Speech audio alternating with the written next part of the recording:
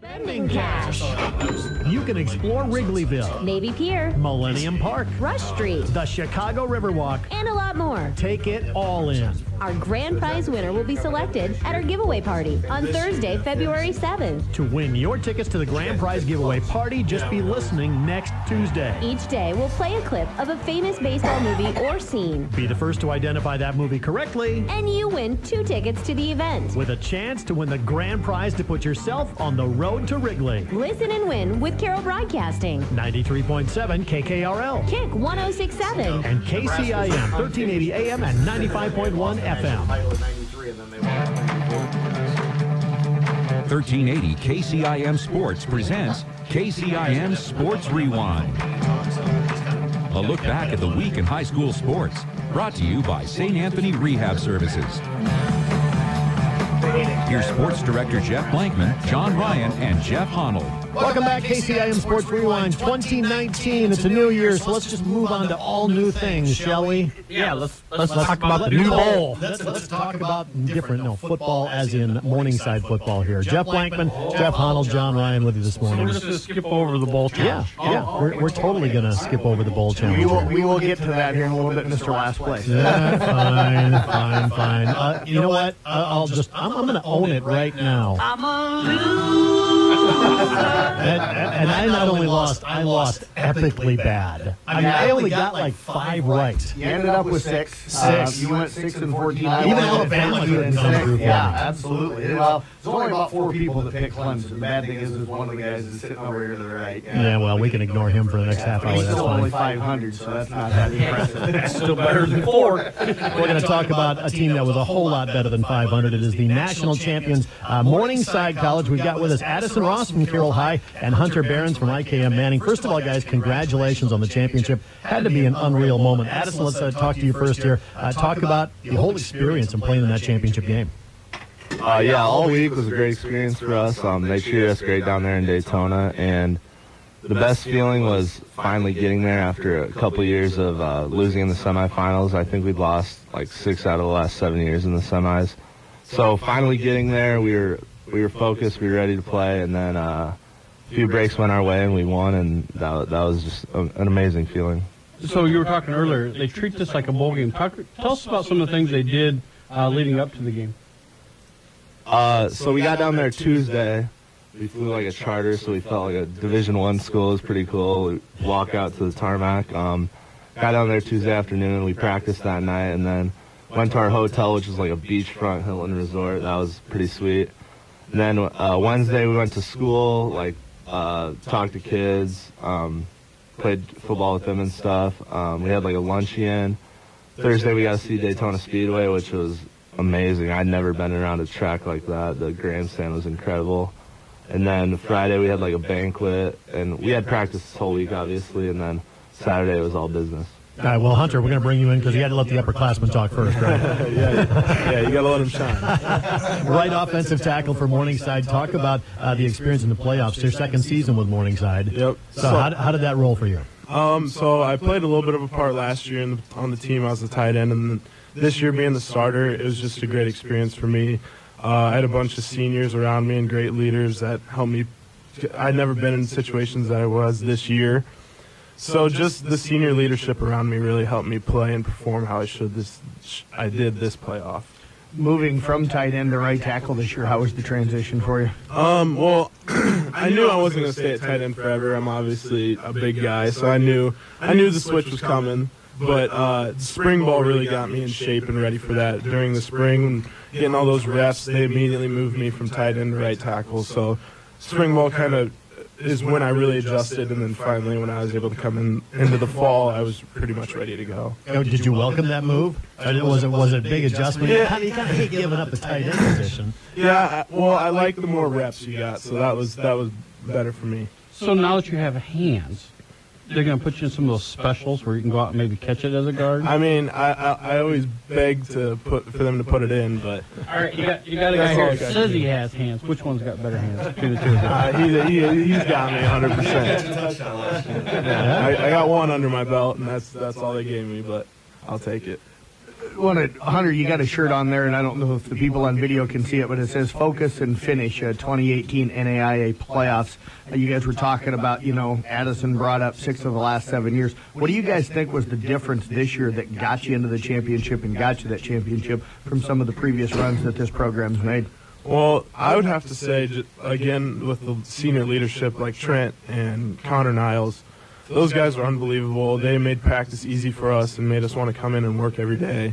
And the off-season program that we had with our weightlifting coaches and just everything like that. And with it being Trent's last year, everybody was just on another level playing hard. Now, you guys have played in a whole bunch of football. And Addison, talk about that difference in the championship game. Were there nerves? How was that different than any other game you played in? Yeah, the championship game was a little weird. We came out really hot on offense. I think we drove down our first 2 possessions and scored right away. And then you're thinking, this is easy. Right. I thought, this is going to be another Morningside football game. We're going to win by a lot, get out early, and celebrate. But the TV timeouts were a lot different for us. We're not used to that. We were playing on ESPN3 or whatever it's called. So they're stopping the game like after every possession for 3 minutes. They're stopping it after quarters for 3 minutes, and we're just sitting there in a humid environment. It's just a little different. So Benedictine hung around, gave us a game. We kind of faltered on offense, but then in the end it was Trent Solzman and Connor Niles trapping like 35 times this year. Record-breaking numbers for both of them, and our defense held them, and we came through. 35 to 28 was the final. Was that the best team you played all year, Benedictine? Yeah, they're right up there. I would say them or St. Francis, the team we won in overtime by the same score in the semifinals. Both of them were very good. They made us play till the last play. Addison, what was the difference in the third quarter? You guys outscored them 14-0. That was kind of the difference there in the game. Was it just halftime adjustments? Yeah, our coaches do a very good job at halftime adjustments. We came out and knew offensively what we needed to do. And defensively, we knew what they were trying to do. So football's a game of just countering your opponent. And I think coming out in the third quarter, we were ready to go, ready to play, and we definitely beat them in halftime adjustments. So with the small schools starting to get a lot of love and a lot of TV time, some of these guys are trying to go out and go pro. Are any of your guys that you know of, are they going to try to move on and take a shot at the combine? We have a couple guys. I know Connor Niles is probably our best shot. That's going to entertain the option, but you don't go to Morningside to become an NFL football player, so it's kind of like he's going to keep working out and all that, and if his opportunity comes, he'll take it, and I know he'll make the most of it. Hunter, talk about making the jump from high school ball to this level of football. How big is that? And, I mean, it's like a career in college when you're playing in football, right? Yeah, it goes from just being like kind of a hobby or kind of something that you just like to find an after school activity to a full-time job. It's a big jump. I mean, in high school, a lot of the times if you're just bigger than them, you can beat down the other team and beat down other players. But in college, everybody's big, everybody's strong, so you kind of got to use your footwork is a big thing that I feel that you have to improve on from high school to college. How is the coaching different? Coaching it's 100 times. It's way more different than high school. You got a specific coach for your position. I mean, I came from IK Manning. That's a pretty small school, but getting an offensive line coach that drills you every day, and let's say you're doing something wrong during practice, he'll hold you back after practice to help you with your footwork or other things you need. So it's huge. Yeah, they kind of own you in college, don't they? A little bit, yes, they do. Yeah, how much time in practice do you guys spend kind of on the fundamentals every day? Not just running plays, but on the footwork, on blocking techniques and stuff like that? We have about like 20 minutes of individual, 25 minutes individual. So you're running, you're working on your zone steps, and you're working on pulling, you're working on your pass set, different things to help you improve. You get, I bet, thousands of reps at your pass set, or if it's like a zone to the right or left, your footsteps for those and all different plays. And, I mean, just thousands of reps of doing that during practice is what helped me throughout the year. Talk about summer. You get summer off, you don't have to do anything, right? Is that how it works? Yeah, well, they kind of highly recommend you sticking around for the summer, and I didn't stick around this summer, but I know Addison did, and I will be sticking around this summer. But, it's summer. It gets pretty intense Sure, you win the championship, and now you're going to stick around, right? Yeah. It just works out better this year. But Addison, let's bring you back in here. With you guys winning the championship, Hunter just brought up the off season. When's it start for you guys? And now with this team, what do you guys got to do to try and repeat? Yeah, we're in a different situation than we have been the last few years. Usually we go into the offseason, we have our motivation. Oh, St. Francis beat us. They won the national title the last 2 years. So we're going to beat them, and then we're going to finally do it. This year, we've been getting texts about it. We'll have a meeting this week to kind of set our off-season schedule. We'll probably start workouts Monday. That'll be lifting. We'll start running in the mornings and then throwing too, and that's our kind of schedule before spring ball. It's a lot of lifting, a lot of running. And I think our attitude is just going to be a lot different, knowing that we finally did it. It's going to be a different mentality that we have to defend what's ours now. It's not going to be let's knock off who's on top. It's let's stop whoever's trying to come at us, I guess. Well, now your profile's been raised so much more with this. You're going to get everybody's best shot next year. Is that fully sunk in yet to the guys? And is it going to be a theme in the offseason?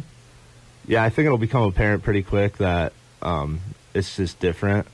In the GPAC, we've kind of had that mentality for a while. I think we've won 8 straight GPAC championships, so we get everyone's best shot. But on a national level, especially in the playoffs, first, second round, teams aren't going to come in and be like, oh, this is just another game. No, this is the defending national champions. Who are some of the programs, whether in the GPAC or nationally, that you think will compete with you guys next year? NAI is really top heavy. It's a lot of the same teams every year. Northwestern the last couple of years has given us great games in Orange City. I think they have to come to Sioux City this year for might be the first time in my career. I don't know how that works out, but you don't handle the schedule. No.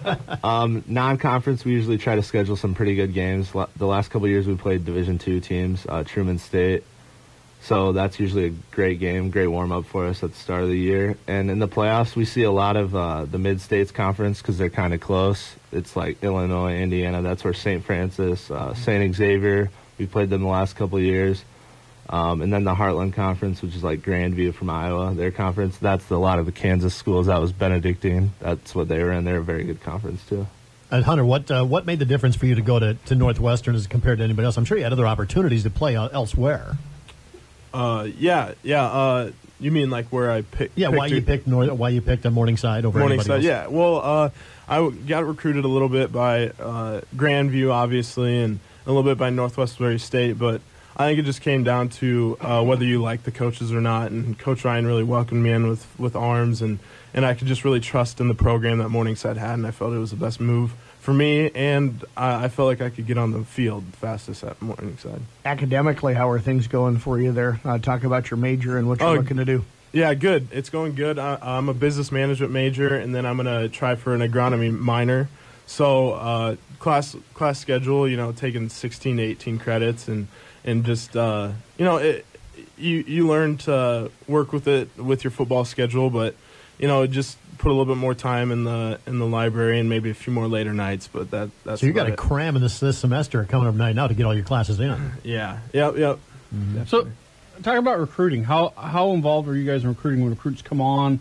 Do you get to talk with them? Do you kind of explain to them what the culture is like at Morningside? How coaches can't comment on that. These guys can't. Yeah. I didn't say about anybody, about new ones. Yeah. Well, freshman year when you're in the dorms, the coaches kind of make you go. So if they come for a game day visit, the freshmen will welcome them, and they'll come in and they'll eat lunch with them. And if they want to do an overnight visit, some of them do, some don't.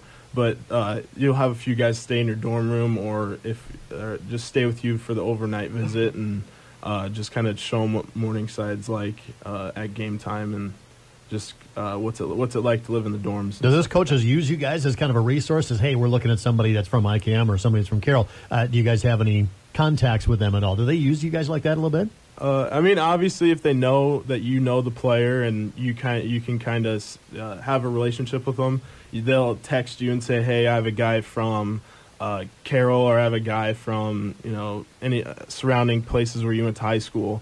They'll kind of use you a little bit and say, oh, this guy, why don't you stay with him for the day or hang out with them.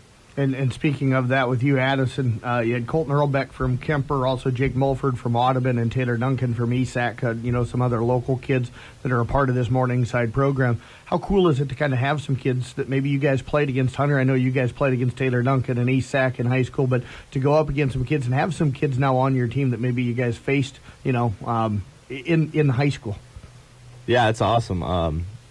I'm a little older than some of the guys from the area, so I didn't really compete against any of them, but all of them come in with the same hard work ethic. They come every day to practice. I love Jake Mulford in practice. He's our scout corner, so I kind of go up against him all the time. I like to talk a little trash, and he'll give it right back. So he's a great kid. He works really hard, and he helps the team more than anyone, honestly. How about for both of you guys? How physically demanding is it to play college football at your level? Oh, it's just every day you wake up and are like, all right, what do I have to do to be ready to practice at 3:30 today? And what can I do so I feel better tomorrow?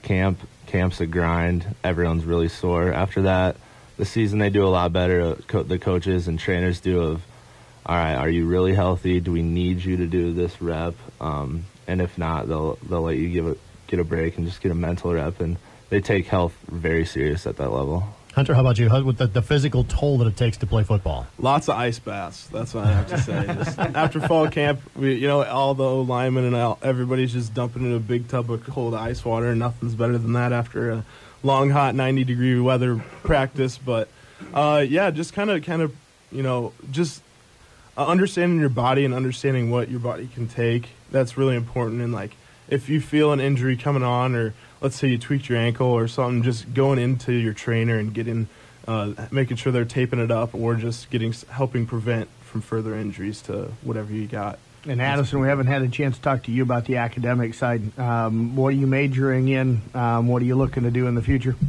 So I'm a biology and chemistry double major. I'm looking to use it as a pre-med undergraduate program. So I'll be applying for med school next fall. So I'm a senior this year academically, but I'm a redshirt junior for football. So kind of taking it easy the next 2 semesters so I can kind of string it out and play one more year and live that dream one more time, I guess. But next year will be when I apply, and hopefully I'm in med school by the fall of 2020. All right, who's the smartest position on the field? Is it the backs, or is it the offensive linemen? Are they the smartest guys on the field, Hunter? You better be careful what you say here. Let's just say the quarterback's the smartest position. But now you're going to give it up to the glory position. I'll give it to the glory position. No, the offensive line, they make it pretty easy for you. Just is it a run right, left? What pass pro are we doing this play? But no, it takes a lot of mental strength too to play on the O line or as wide receiver or J back, but. Yeah, definitely you got to be mentally sharp, too, to be able to play those positions. Is there a lot of talk on the offensive line and defensive linemen? Is there talk back and forth between you guys during the game? Yeah. I would have to say the defensive line likes to get rowdy with the offensive guys. I don't really listen to it. I just kind of let them chatter, and I'll play the next play. So when you put them on the ground, you kind of give them a little extra, though, when they're down there? Yeah, definitely. Speaking of smack talk, you just said that you like to talk to Jake Mulford and practice a little bit. Can you tell us a little bit of the smack that you give him? So he plays cornerback, if a lot of the listeners probably don't know. And my position, I'm normally in the slot, but there's a few plays where I'll line up out there, and most of the time I'm just a dummy. I'm a 6'4" dude that's not going to outrun any cornerback. So I'm just kind of standing out there, and I always joke around that I'm going to beat him, or he better wait for the fade because I have like a foot of height on him and stuff like that. They never do throw me the ball, so Mulford always thinks he locked me down. Well, guys, I tell you what, we appreciate you coming in. Congratulations on the national championship and first ever.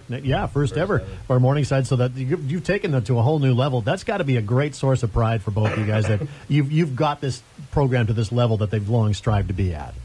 Talk about that. It's exciting. It's our future's very bright. Morningside, they've built a great program up there. They've had the same coaches for a long time that just keep it going, and the future is going to be awesome. You guys kind of won that over Christmas break. Are you going to have a big celebration with the entire school when you get back then? Because you really didn't have a chance to celebrate.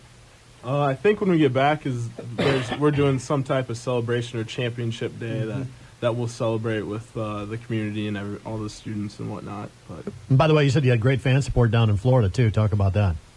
Yeah, it was crazy just seeing my whole family was able to come down and they were able to make it, and just seeing how many people actually showed up to the game, flew down, drove down, whatever it was. It was just awesome to see our fans representing in Daytona Beach. I saw a few girls rented a car and drove down. I think Caitlin Checkinger and some of these others that from the school actually took cars and drove down there just to be down there. That was incredible to watch. Yeah, I was surprised at how many students went down that aren't. Well, it is Daytona for yeah, you. really, the football team. So like, okay, you get a couple-day vacation and you have to watch a football game Saturday night. That happened to be one of the best games of the year. It was awesome. The environment during the game and after was just incredible. Well, guys, congratulations on it. 35-20, you won over Benedictine, national champions. Enjoy it, because I'm sure you're going to have to work really hard to get there again next year. Thank you. All right. Thank you. Hunter Behrens and Addison Ross joining us here on KCIM Sports Rewind.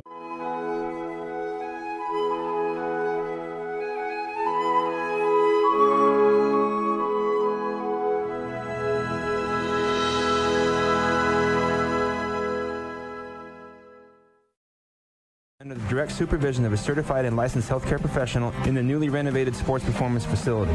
If an injury is keeping your athlete out of the game, call St. Anthony Rehabilitation Services at 794-5000 for sports injury and treatment rehab. What do you talk about with your friends? The last mushy romance book you read? Or last night's thrilling come-from-behind buzzer beater? Tomorrow's conversation starter begins right here on the Cyclone Sports Network, powered by Learfield. The Cyclones battle the Baylor Bears from Waco, Texas. Tonight, pregame starts at 5 p.m. right here on your Cyclone station, KCIM.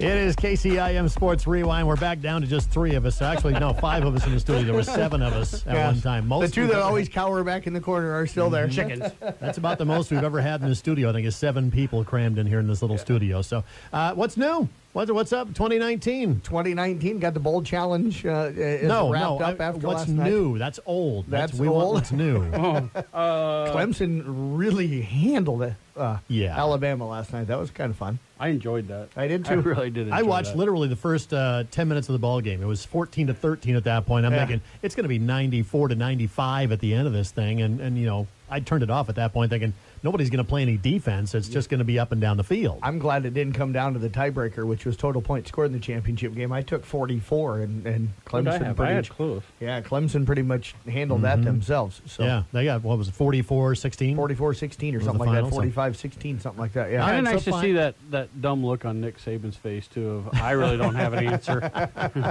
Worst defeat in Nick Saban's Alabama career. That was a beatdown. You knew they were done when they had to try that fake field goal, and for some stupid reason they had the kicker or whatever, or the punter trying to block for the. I mean, that was just that was a bad play. My goal before next season is to be able to pronounce the Alabama quarterback's last name. Tua is all I call him. Tungavaloa. Tungavaloa. Yep, Tungavaloa. I will Notice not they all remember went with that Tui. 5 minutes from now. They all went with Tui. You just stay there. Yeah, let's talk about the upside. Who won? No. Let's not talk about the upside. That would have been me. Cheater.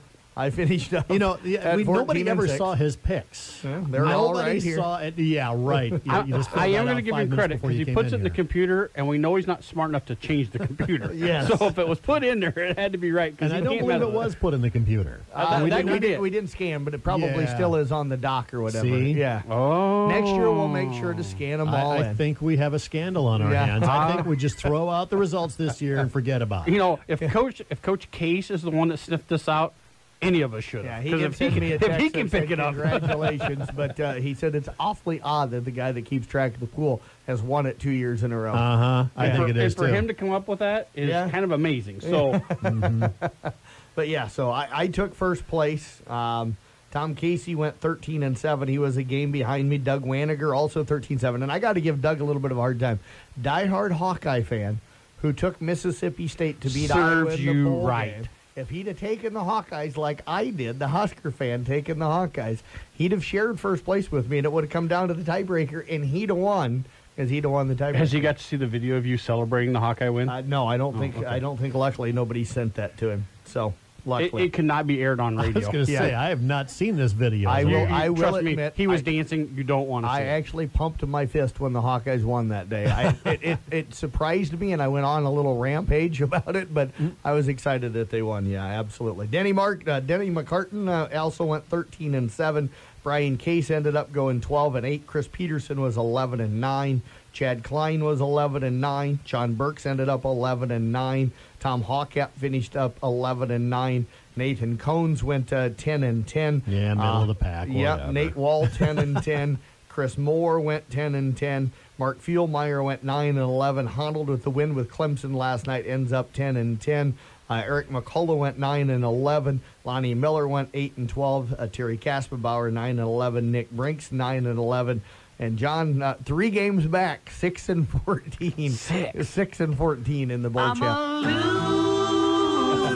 Yeah. It's if you're going to lose with a little panache. You could, and you did. Finish dead last. You could have used a dartboard and gotten 6 right. I know. That's how epically bad it was. I will say that there was not one day throughout the entire challenge that you weren't at least in a share for last place. Yeah, that's true. I saw it the first day you sent out the results. I went, oh, this is going to be bad. This is really going to be bad. I really thank you because I was on vacation, and when I got that, I looked at it, well, at least I'm not going to be last. And my saving grace is, well, at least I'm not a Chicago Bears fan. That's true. That hurt really bad. Doink, doink, doink. And by the way, I don't care if they're calling it a block. It's still a doink. Well, I will say this. I'm surprised that you didn't come back. He's a Vikings fan. If you didn't think about that. There's only so much you can give Vikings fans. I mean, I've been there, go ahead and play your loser song again if you want to. I've been there, done that with the Vikings so many times. I'm immune to it. Yeah, so. I just it's when it comes when you take it down to a kicker, you get what you get. Mm-hmm. Yeah, you never know what's going to happen at that put point. A soccer player in tights, and that's what happens. We got more Sports Rewind coming up.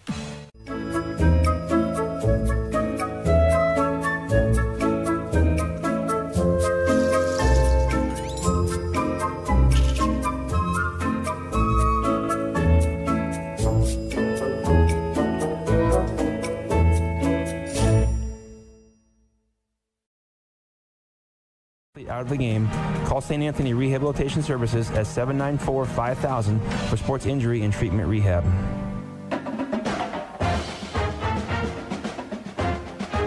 KCIM Sports Rewind. It's John Ryan along with Sports Director Jeff Blankman and Jeff Honnold. And we got some milestones to talk about here that kids going over those 1,000-point mark. You bet. Well, all of it coming in the first half except for last night. Tate Killeen from Audubon went over 1,000 in his career last night. He has had a great season this year. Just an outstanding all-around player, so congratulations goes out to him. Ben Obert of Coon Rapids Bayard went over 1,000 just before the holiday break, so congratulations goes out to him as well. And then you had the 2 Arweva kids, Emily Danner and Drew Shirkey, both went over 1,000 back in the mid-part to early part of December. I think if I remember right, it was about a week apart that they ended up going over 1,000 points. So all of those great players, kids that have put in a ton of time to be able to get to where they're at and to have the numbers that they've been able to put up. I mean, just think of that, 1,000 points in their high school basketball career. You don't get that many games. No. You get about 18 and then into the playoffs, 18 regular season games and then into the playoffs. You're looking at, depending on if you make a run in the playoffs, 21, 22 games, something like that, 20 games in a season. So, that's pretty impressive numbers. Also wrestling, a milestone there as well. You bet. Lance Schultz, great coach up at South Central Calhoun. He's got that program right now rolling again this year. They started off the second half of the season here with a great win down at the Coon Rapids Bayard tournament on Saturday. Quite a few champions coming out of that. I think they've got a legitimate chance to send quite a few kids. 4, 5, 6 kids maybe have legit chances to get down to state this year.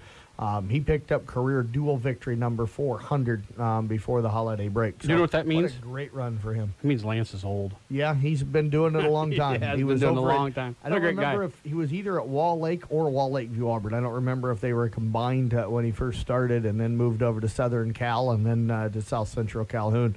But he has done just a tremendous job with that program. It's one of the elite wrestling programs in this area year after year. Yeah, consistently at a high level for them. Yep. So congratulations to him on that. So we get into the second half of the season. Oh, I got to mention this too. Just watched online the other day. Matt Dentlinger with SDSU had a nice game, playing some good quality minutes in his sophomore year. 17 with minutes the other night against USD. Had 8 points, 5 rebounds, if I remember right in that one. Yeah, Julia Fleek's still having a nice season up there at North Dakota.